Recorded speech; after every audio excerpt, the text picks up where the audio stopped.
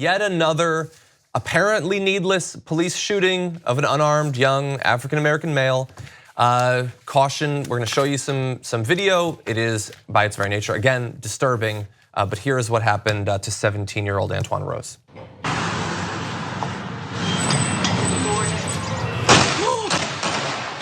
Why are they shooting at him? No, I'm recording this.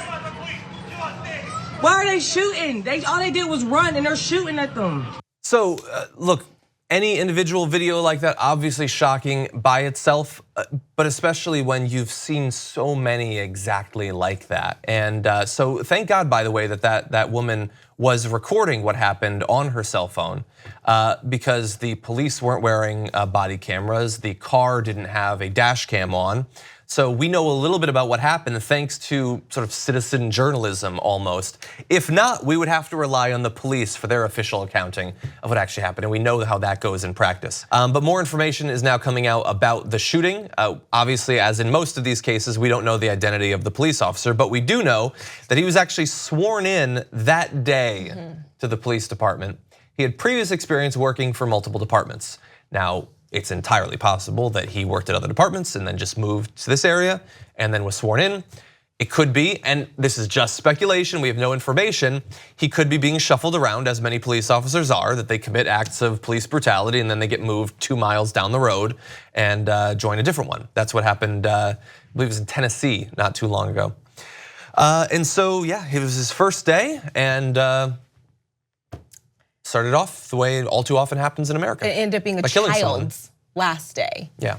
Because far too often we speak about young black males as if they can't be 14, 15, 16 and considered children. Yeah. That all of a sudden this is a 60-year-old man. Like this is a grown man and he is scary.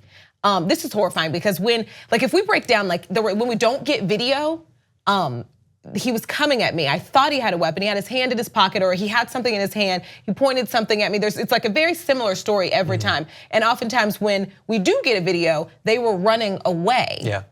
And because of our supposed due process in this country, you would think that you wouldn't be able to stop someone from running away from you with a bullet. By like killing that just them. doesn't make sense. You either catch them or unfortunately you don't, but you can't hit them with your car or shoot them in the back. Both situations that we've covered in the past like 8 days. Right. Yeah, and it's, I love that people was he afraid for his life? The police officer? Yeah, with this kid running away, can you imagine? I'm trying to figure out If we didn't have the video, he would definitely say that. Now that we have the video, he will probably say that.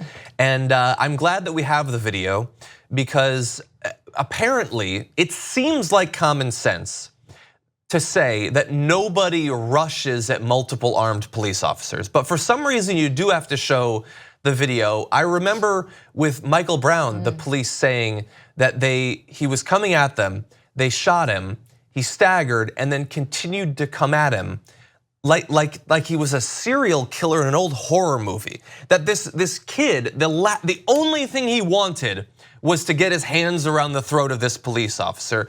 They give this completely fictional, fantastical idea of how people act under stress. And it doesn't bear out on video for some reason. Their story never seems to be upheld. Now, we showed you the video. They pull him over, he runs. Rather than chasing him, which they can't be bothered to do, they pull out their guns, they shoot and kill him. You saw the video. I want you to bear that in mind as we read these next couple of quotes. Allegheny County Police Superintendent Coleman McDonough said Rose was shot 3 times.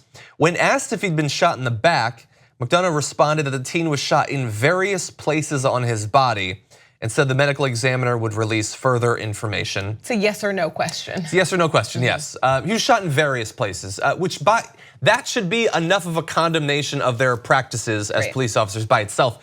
We shot him in various places when he ran from us. Right. But goes on to say this, I understand that in today's atmosphere, anytime a young man is killed, there is cause for outrage in some areas.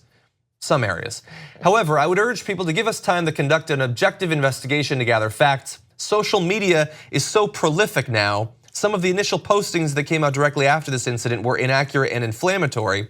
So I would urge that people in the community give us a chance to conduct an objective investigation, and I guarantee that's what they'll get from the Allegheny County Police. So in the same, guarantee it.